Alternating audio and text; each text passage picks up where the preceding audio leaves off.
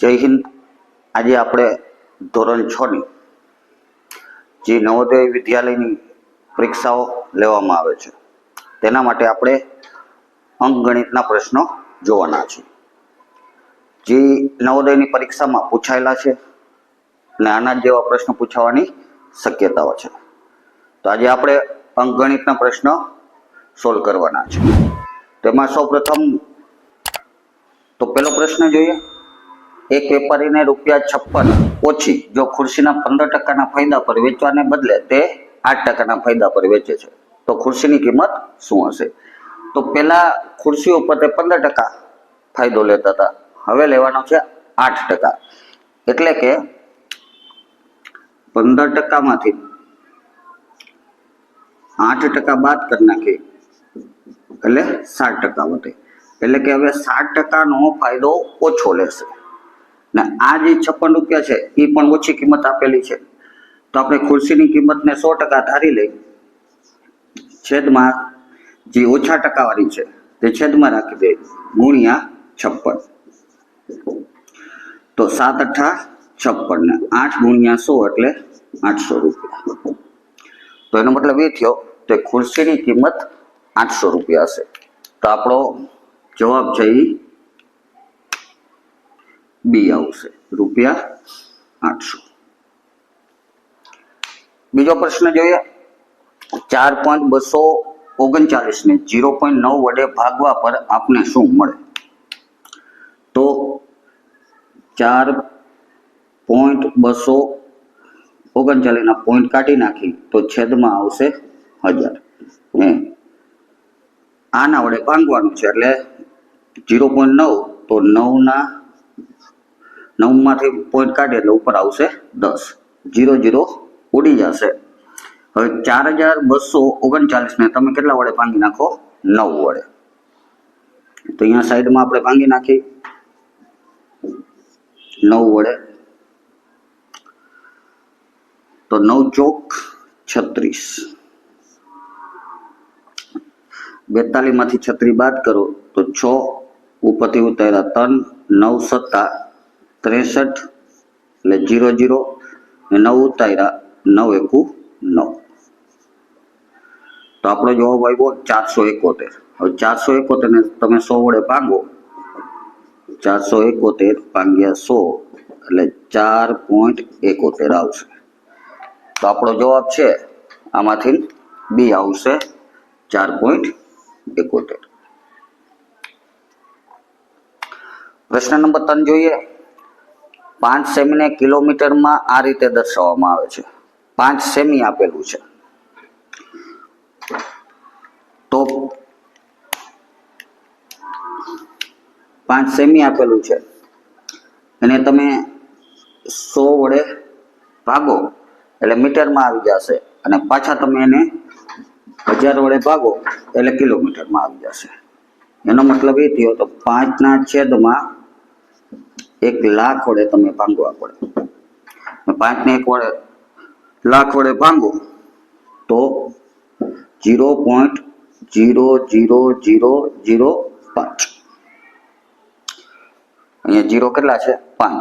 તો 5 આંકડા પછી પોઈન્ટ મૂકવાનો છે એટલે 1 2 3 4 ને 5 પછી પોઈન્ટ એટલે આ કિલોમીટરમાં આવી ગયું। તો ઓપ્શન કયો છે તમારો? તો કે સી। બરાબર, સેમી માંથી તમારે 100 વડે ભાંગો એટલે મીટરમાં આવી જશે ને એને તમે 1000 વડે ભાંગો એટલે કિલોમીટરમાં આવશે। એટલે ટૂંકમાં 5 ને તમારે લાખ વડે ભાંગવા પડશે। એના પછીનો દાખલો જોઈ। 5555 આ રીતે લખાય, 5555 તો 5555 તો આપણો જવાબ થશે, આ તો બધાને આવડતું જ હોય, 5555 આ રીતે લખાય। પછી છે 5 નંબર, નીચેનામાંથી કઈ સંખ્યા 3 4 5 અને 6 વડે વિભાજ્ય છે? નીચેમાંથી કઈ સંખ્યા 3 4 5 અને 6 વડે વિભાજ્ય છે? ઓપ્શન ચેક કરો તો આ 80 છે એ 3 વડે વિભાજ્ય નથી, એટલે આ સી જવાબ આવશે નહીં. 90 છે એ 4 વડે વિભાજ્ય નથી. ઓપ્શન વિધ આપણે એક જ બે.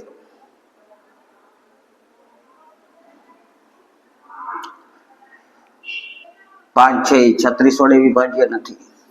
તો ઓપ્શન હોય તો એક, તો આપણો એ જવાબ હોય 60. તો 60 ને તમે 3 વડે ભાંગી શકો, 4 વડે ભાંગી શકો, 5 વડે ભાંગી શકો અને 6 વડે પણ ભાંગી શકો. એટલે કે 3, 4, 5, 6 વડે વિભાજ્ય હોય એવી સંખ્યા છે 60. તો આપણો જવાબ થશે 60. એના પછી 6 નંબર જોઈએ તો 1 કિમી લાંબી માલ સમાન ટ્રેન 45 કિમીની પ્રતિ કલાકની ઝડપે દોડી રહી છે. 2 કિમી લાંબી ટનલમાંથી પસાર થવા માટે આ ટ્રેન દ્વારા લેવામાં આવેલો સમય શું હશે? આપણે સમય પૂછ્યો છે, તો અહીંયા એની ઝડપ છે 45 કિમી પ્રતિ કલાક, એટલે કે 60. 1 કલાક એટલે 60 મિનિટ. એની ઝડપ છે 45 ગુણ્યા ટનલ તમારે 2 કિલોમીટર ની છે અને ટ્રેનની લંબાઈ છે 1 કિલોમીટર. એટલે 2 વત્તા 1 એટલે 3 કિલોમીટર તમારે ટોટલ પસાર કરવાનું થાય. તો ગુણ્યા કેટલા કરી નાખો? 3. તો અહીંયા છેદ ઉડાડશો એટલે 15 ચોક 60, 15 તેરી 45, 3 ઉડી ગયા એટલે જવાબ આવશે 4. એનો મતલબ કે ઓપ્શન તમારો ડી 4 મિનિટ. એટલે કે 4 મિનિટમાં છે આ ટ્રેન છે એ 2 કિલોમીટર લાંબી ટનલમાંથી પસાર થશે.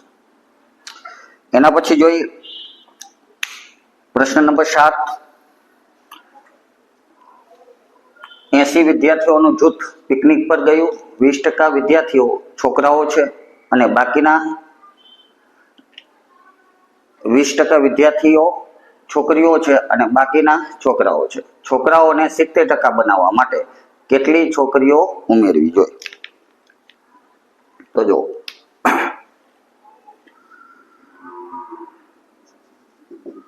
છોકરાઓ અને છોકરીઓ, 20% વિદ્યાર્થી છોકરીઓ છે તો છોકરીઓ 20% છે, તો એનો મતલબ છોકરાઓ 80% છે. એટલે બાકીના છોકરા થઈ ગયા 80%. હવે છોકરાઓને 70% બનાવવા છે. આ છોકરાઓને 70%, એટલે કે 10% શું કરવાનું છે? ઘટાડો કરવાનો છે. કેટલાનો? 10%નો. તો એટલા 10% જેટલા છોકરીઓ તમારે વધારવી પડશે. તો આપણે 80 છે, 80 ના 10%, તો 80 ગુણ્યા 10/100, 0 ઉડી જશે એટલે જવાબ આવશે 8. તો ઓપ્શન આપણો ડી છે.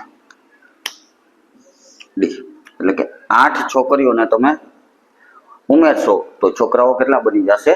70%. એના પછી 8 નંબર. રહીમને દિનેશ કરતા 10 માર્ક વધુ મળ્યા છે.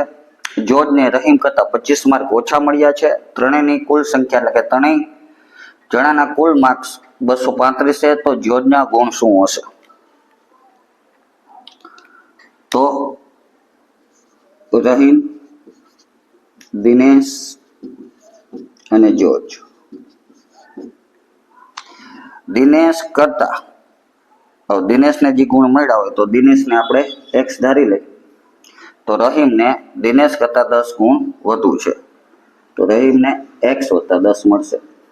અને જોર્જ છે એને રહીમ કરતા 25 માર્ક ઓછા છે તો રહીમને કેટલા છે? તો કે x વત્તા 10 માઇનસ 25. તો x વત્તા 10 અહીંયા x આવશે. x 10 માંથી 25 બાદ કરો એટલે -15. હવે આ તને સરવાળો તમને 235 આપી દીધો છે. કેટલો આપી દીધો? 235. તો x વત્તા x વત્તા x એટલે થાય 3x વત્તા 10 ને -15 -15 એટલે -5 બરાબર 235. 5 ને આ બાજુ લઈ જાઓ એટલે 3x બરાબર 235 વત્તા 5 એટલે 3x બરાબર 240. હવે 240 ને તમારે 3 વડે ભાંગી નાખો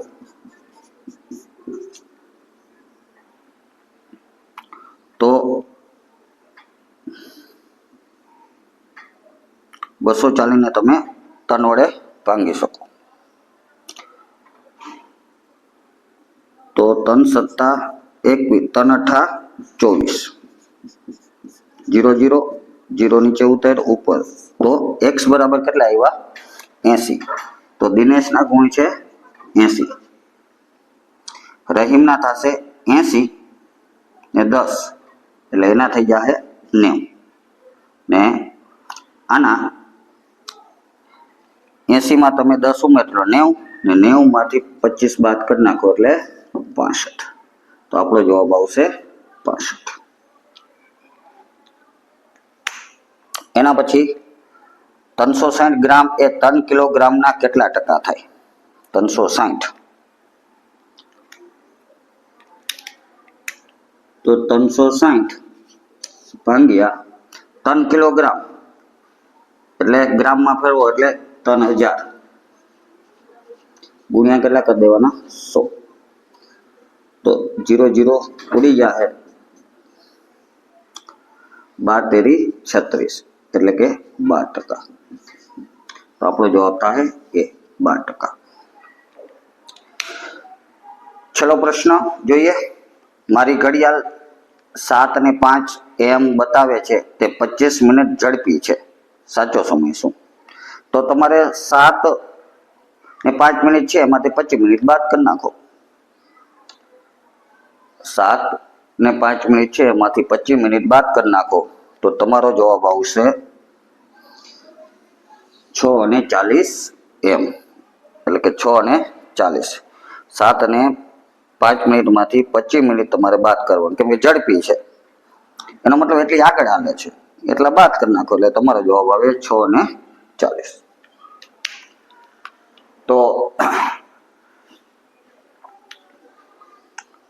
આજે આપણે નવોદયની ધોરણ 6 ની અંદર નવોદયની પ્રવેશ પરીક્ષા માટેના જે અંકગણિતના ટોપિકો પૂછાય છે એ આજે જોયા.